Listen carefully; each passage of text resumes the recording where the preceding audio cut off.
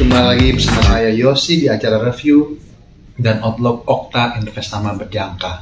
Nah, seperti biasa, sebelum kita masuk ke dalam bocoran-bocoran mengenai apa saja sih yang akan terjadi di pekan depan yang merupakan peluang untuk bertransaksi di market, nah, terlebih dahulu saya akan menyampaikan segala sesuatunya mengenai Okta Investama Berjangka.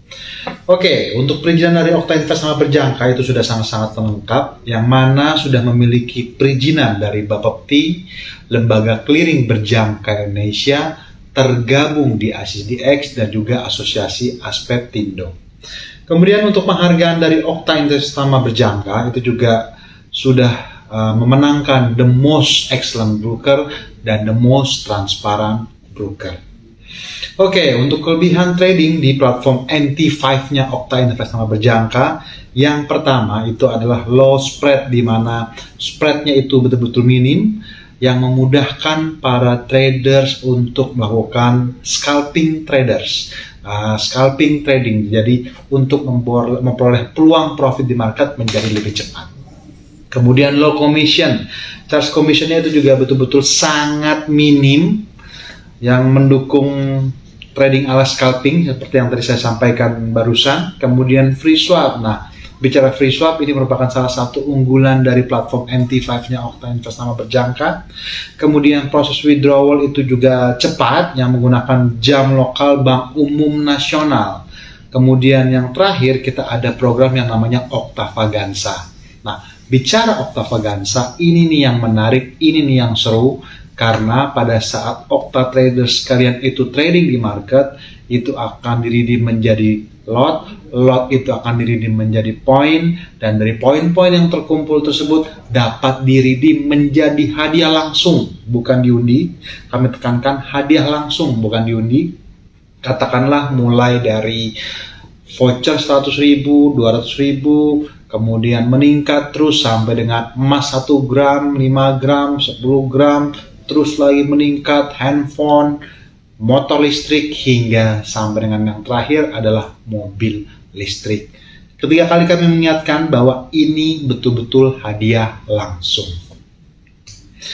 Untuk media sosial Okta Investama Berjangka itu juga ada banyak, ada website www.okta.co.id, kemudian kita memiliki Facebook, kita memiliki Instagram, YouTube channel, Twitter, dan juga TikTok.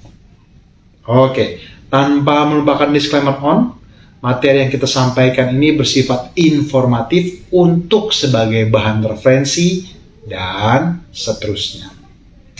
Oke, tanpa menunggu waktu lama, kita akan review dulu apa yang menjadi penggerak market di sesi perdagangan minggu terakhir di bulan Februari, tanggal 24 hingga tanggal 28 Februari 2025. Katakanlah sedari hari Senin tanggal 24 itu masih kosong kalender ekonominya, tetapi memasuki hari Selasa dan Rabu, disitulah ada dua pernyataan kontroversial daripada Donald Trump, yang seperti biasa hal tersebut mengakibatkan gejolak di market, volatilitas di market itu betul-betul bergerak. Yang pertama itu adalah mengenai perang tarif yang betul-betul nanti akan dilaksanakan pada tanggal 4 Maret tahun 2025 atau pekan ini. Nah, itu akan mulai diadakan untuk Kanada sebesar 25%, kemudian Meksiko sebesar 25%, kemudian juga China sebesar 25% plus 10%. Jadi untuk khusus China, produk-produknya itu akan melakukan perang tarif sebesar 35%. Nah, kalau seperti ini, otomatis ini akan menimbulkan gejolak lagi di market pada saat dimulainya tanggal 4 Maret tahun 2025. Kemudian untuk sesi perdagangan Rabu, itu ada data inflasi daripada Australia yang dirilis sama di level 2,5%. Nah, inilah yang juga menarik dikarenakan data inflasi sebetulnya betul-betul diharapkan akan terus melandai ke level 2%, tetapi dikarenakan animo atau tensi daripada perang tarif menyebabkan inflasi itu bukannya mundur, malahan cenderung tetap, bahkan dia kembali lagi meningkat. Kemudian di sesi perdagangan Kamis itu ada GDP untuk Amerika Serikat yang mana dirilis sama-sama bertengger di level 2,3%, sementara unemployment claims itu betul-betul jelek untuk pergerakan dolar dikarenakan terjadi peningkatan dari 222.000 menjadi 242.000 atau kenaikan sebesar langsung 22.000 orang. Kemudian di sesi perdagangan Jumat itu pun juga ada dirilis data inflasi untuk Jerman yang mengalami peningkatan dari minus 0,2% menjadi 0,4%. Inilah yang saya maksud ya.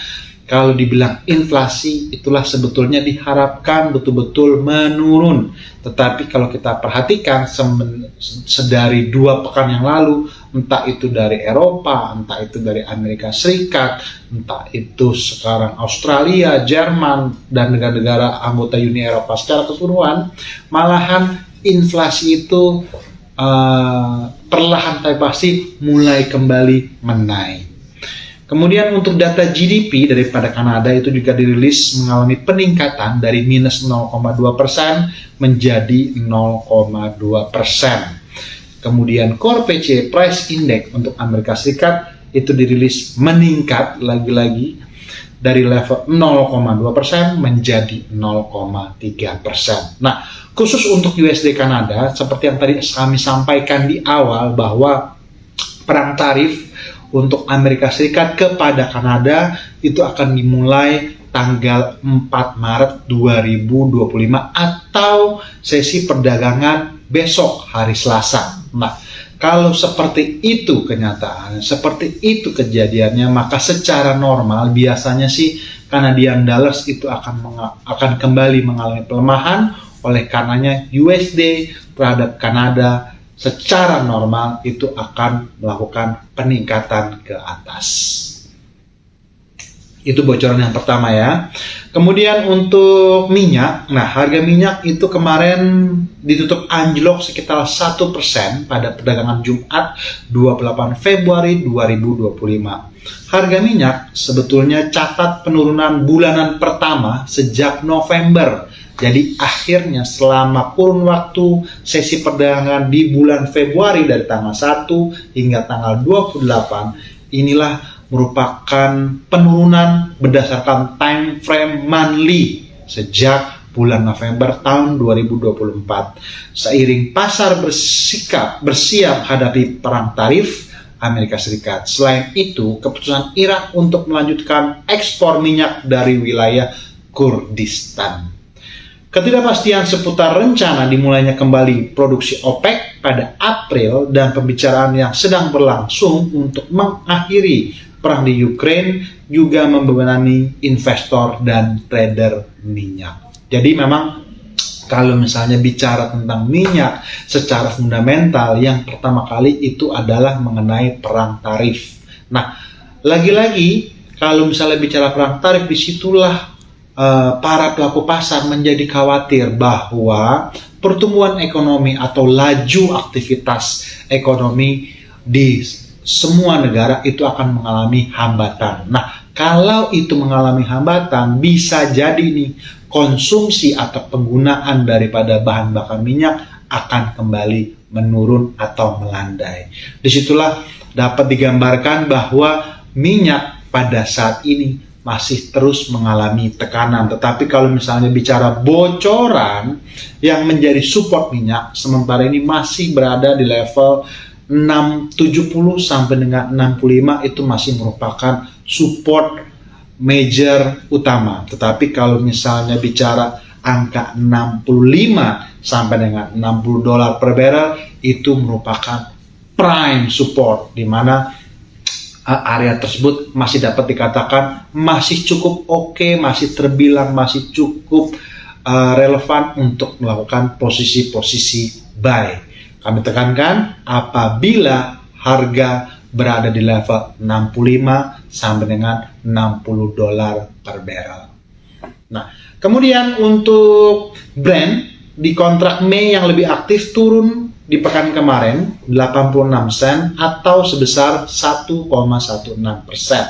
Sementara WTI merosot 59 sen atau 0,84% ke posisi 69,76 dolar per barrel. Jadi tidak bosan-bosan kami sampaikan kepada rekan-rekan Okta Trader sekalian bahwa untuk minyak itu sebetulnya ada dua jenis, Brent dan WTI. Yang lazim untuk ditransaksikan itu adalah yang WTI yang merupakan harga minyak acuan internasional. Kemudian di poin kelima, perang tarif dapat memperlambat pertumbuhan global, memicu inflasi, dan pada gilirannya akan berpotensi menekan permintaan harga minyak. Kemudian kita sekarang membicarakan atau beralih ke emas. Bicara emas pun juga anjlok lebih daripada 1% pada perdagangan Jumat. Koreksi harga emas ini terjadi seiring dolar Amerika Serikat yang mendekati level tertinggi dalam 2 minggu. Jadi memang bicara dolar pada saat pekan kemarin itu sedang terjadi kenaikan atau rebound yang cukup masif yang mendekati level tertinggi 2 minggu yang berada di level 107.20-an something. Hal ini terjadi setelah data inflasi Amerika Serikat sesuai dengan harapan yang menunjukkan kalau The Fed atau Bank Sentral Amerika Serikat mungkin akan bersikap hati-hati untuk memangkas suku bunga lagi. Kemudian di poin keempat, harga emas di pasar spot itu juga mengalami penurunan sebesar 1% menjadi 2846. Harga emas batangan sejauh ini telah turun 3% selama sepekan, penurunan mingguan tertajam sejak November tahun 2024. Jadi kalau misalnya kita perhatikan ya memang di pekan kemarin itu emas itu akhirnya terjadi penurunan yang tajam, begitu sentuh level tertinggi sepanjang masa di level 2956, disitulah harga emas dalam waktu kurun 2 hari langsung terjadi pergerakan koreksi ke bawah. Dari 2956 itu turunnya hingga ke 2832 atau penurunan sebesar 120 dolar dalam hanya waktu 2 hari. Kemudian harga emas berjangka Amerika Serikat terpangkas 1,3% dan di poin ketujuh, koreksi harga emas terjadi setelah indeks dolar catat kenaikan mingguan membuat emas yang dinilai dalam dolar Amerika Serikat lebih mahal bagi pembeli luar negeri. Tetapi terlepas daripada itu, sebetulnya kalau kita perhatikan secara geopolitik, sudah mulai ada perdamaian antara Hamas dan Israel, di mana Hamas, kalau kita perhatikan berita-berita internasional, itu sudah perlahan tapi pasti mengembalikan sandera-sandera yang ditahan oleh Hamas ke Israel.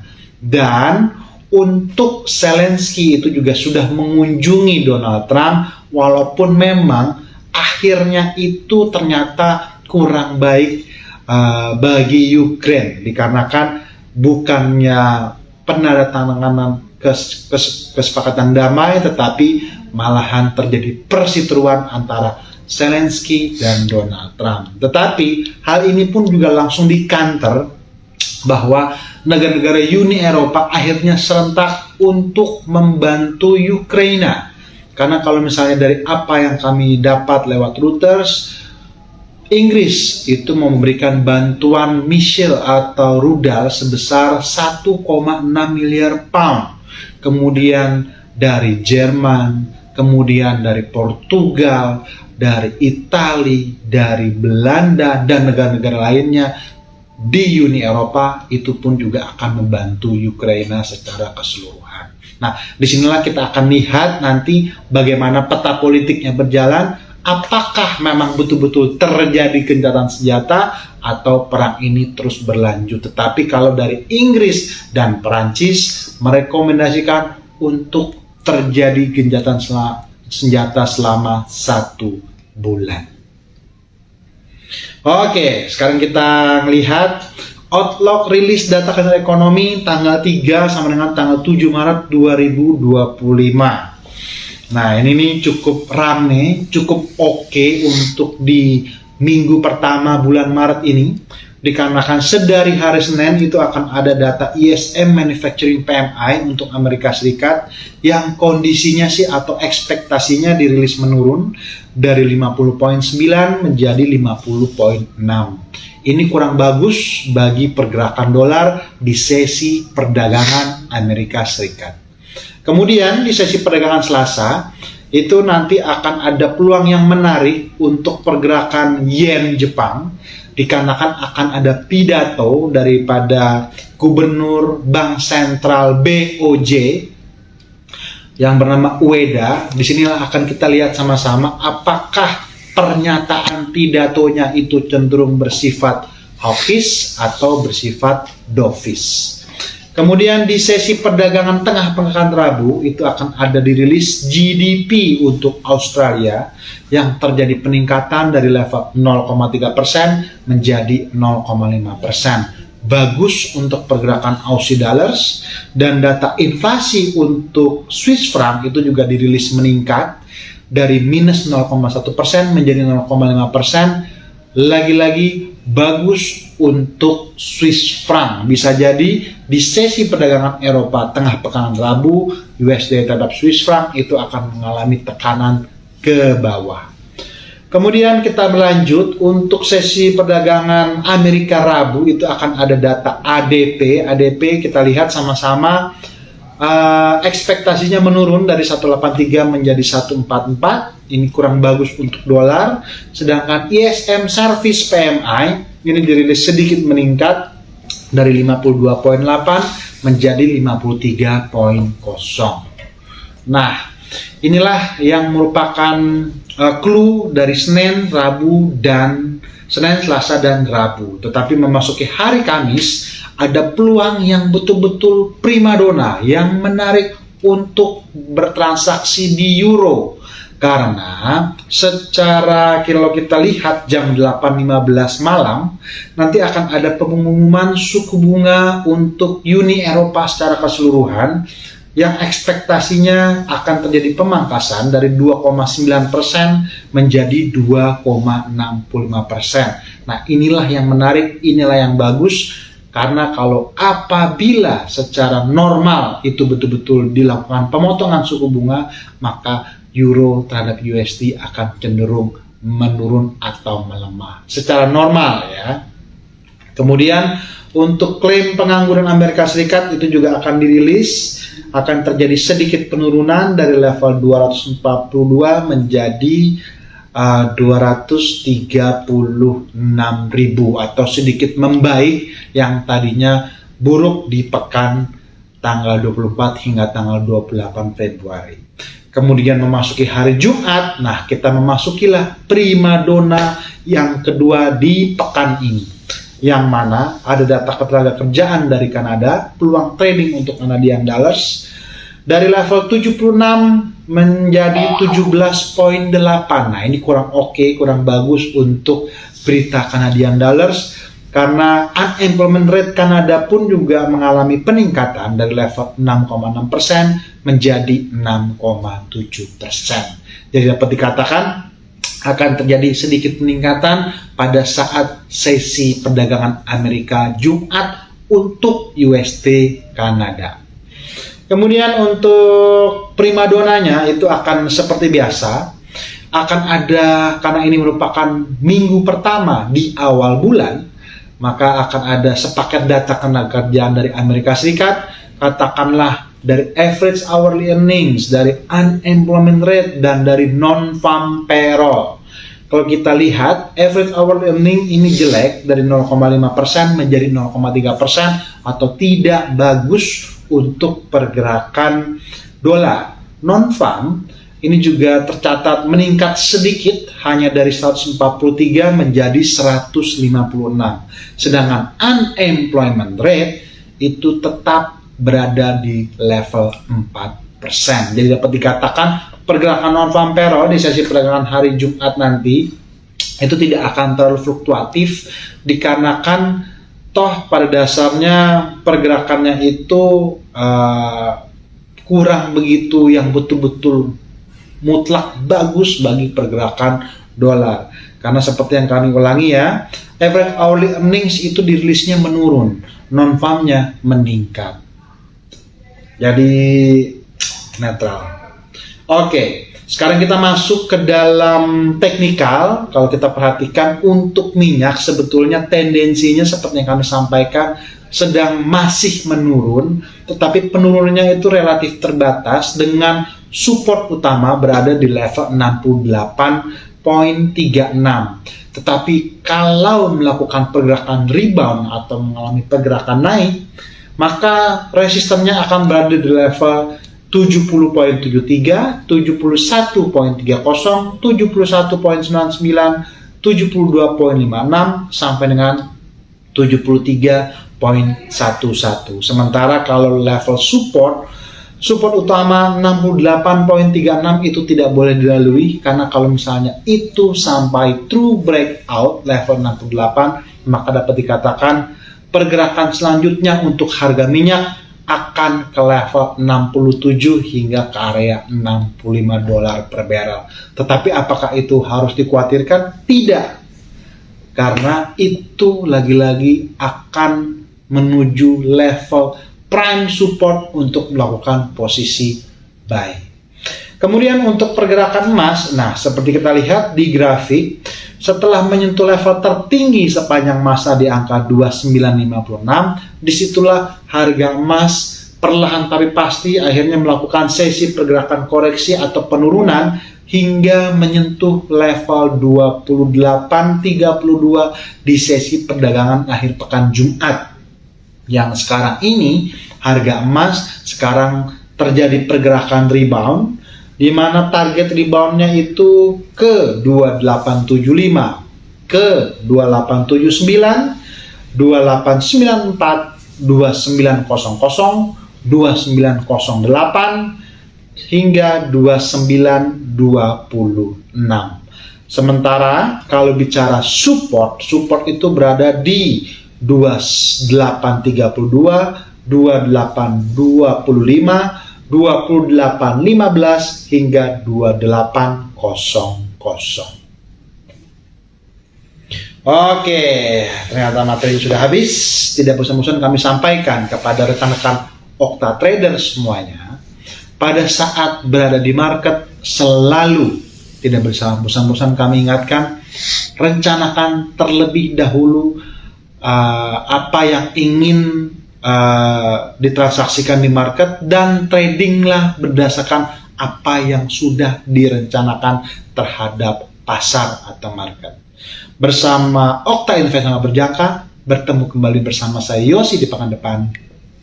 Bye-bye.